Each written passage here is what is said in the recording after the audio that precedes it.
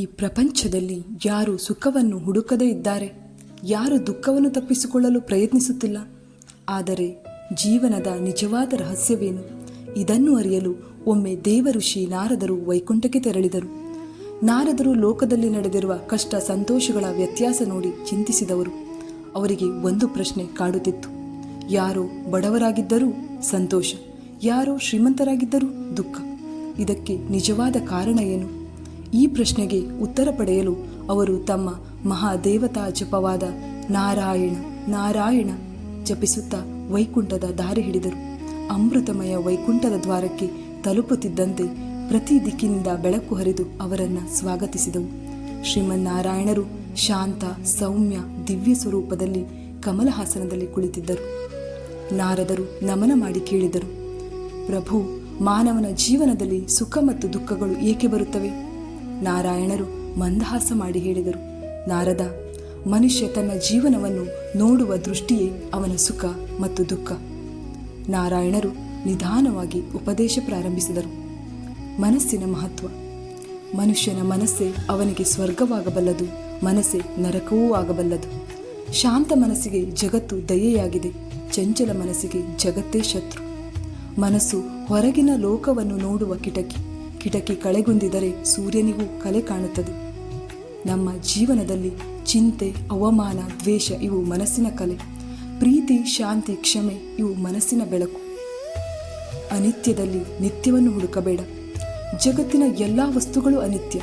ಅನಿತ್ಯದಲ್ಲಿ ಶಾಶ್ವತ ಸುಖ ಹುಡುಕುವವನಿಗೆ ನಿರಾಶೆಯೇ ಸಿಗುತ್ತದೆ. ಮನುಷ್ಯ ಸಂಬಂಧಗಳಲ್ಲಿ, ಹಣದಲ್ಲಿ, ಅಧಿಕಾರದಲ್ಲಿ ನಿತ್ಯವಾದ ಅಡಿಗಲ್ಲು ಹುಡುಕುತ್ತಾನೆ. ಆದರೆ ನಾರಾಯಣರು ಹೇಳಿದರು, ನೆರಳನ್ನು ಹಿಡಿಯಲು ಓಡುವವನಿಗೆ ದಣಿವೇ ಫಲ. ಬಾಳಿನಲ್ಲಿ ಎಲ್ಲವೂ ಮುಖ್ಯ, ಆದರೆ ಅವಕ್ಕೆ ಶಾಶ್ವತ ಎನ್ನುವ ಭ್ರಮೆ ಇಟ್ಟರೆ ದುಃಖ ಅನಿವಾರ್ಯ. ಕರ್ತವ್ಯವೇ ದೊಡ್ಡ ಪೂಜೆ. ನಾರದರು ಕೇಳಿದರು, ಸುಖಕ್ಕೆ ದಾರಿ ಯಾವುದು?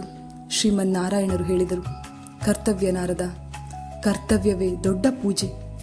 ಮನಸ್ಸು ಶುದ್ಧವಾಗಿರುವಾಗ ಮಾಡಿದ ಕಾರ್ಯ ಅದೇ ನನ್ನ ಸೇವೆ, ನನ್ನ ಭಕ್ತಿ. ಯಾರಿಗಾದರೂ ದುಡಿಯುವಾಗ ಇದು ದೇವರಿಗೆ ಸಮರ್ಪಣೆ ಎನ್ನುವ ಮನಸ್ಥಿತಿ ಬಂದರೆ ಅವನ ಕಾರ್ಯವನ್ನು ನಾನು ಕಾಪಾಡುತ್ತೇನೆ. ನಮ್ಮ ಕೆಲಸ, ಕುಟುಂಬ, ಜವಾಬ್ದಾರಿ ಇವೆಲ್ಲ ದೇವರೇ ಕೊಟ್ಟ ಪಾತ್ರಗಳು. ಅವನು ನಿಷ್ಠೆಯಿಂದ ಮಾಡುವುದು ನಿಜವಾದ ದೈವೋಪಾಸನೆ. ಸೇವೆಯ ಮಹಿಮೆ. ಬೇರೆಯವರ ನೋವನ್ನು ಅರಿತು ಸಹಾಯ ಮಾಡಿದವನು ನನ್ನ ನಿಜವಾದ ಭಕ್ತ. ಜಪ, ತಪ, ಪೂಜೆಗಿಂತ ಬೇರೆಯವರ ಕಣ್ಣೀರನ್ನು ಒರೆಸುವ ಕಾರ್ಯವೇ ನನಗೆ ಹೆಚ್ಚು ಪ್ರಿಯ. ಸೇವೆಯ ಕೈಗಳು ಪೂಜೆಯ ಕೈಗಳಿಗಿಂತ ಪವಿತ್ರ.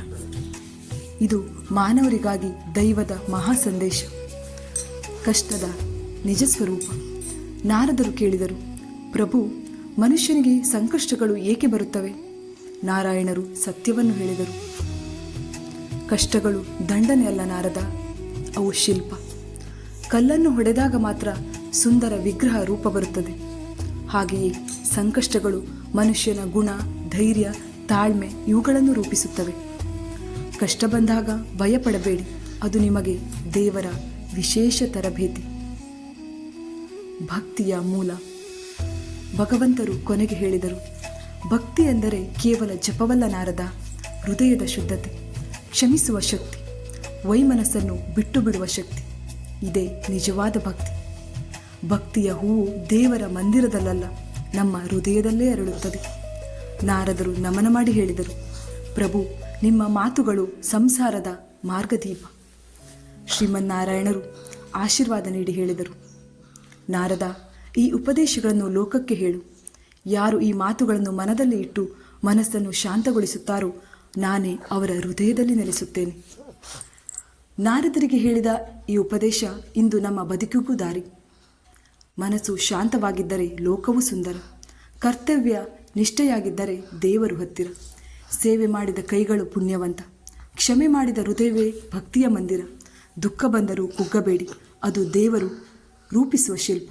ನಂಬಿಕೆಯಾಗಲಿ, ಪ್ರೀತಿಯಾಗಲಿ, ತಾಳ್ಮೆಯಾಗಲಿ ಅದು ನಾರಾಯಣ ನೀಡುವ ಪರಮಾನಂದ. ಇದೇ ಥರದ ವಿಡಿಯೋಗಳಿಗಾಗಿ ನಮ್ಮ ಚಾನಲನ್ನು ದಯವಿಟ್ಟು ಸಬ್ಸ್ಕ್ರೈಬ್ ಮಾಡಿ, ಶೇರ್ ಮಾಡಿ, ಲೈಕ್ ಮಾಡಿ, ಕಮೆಂಟ್ ಮಾಡಿ.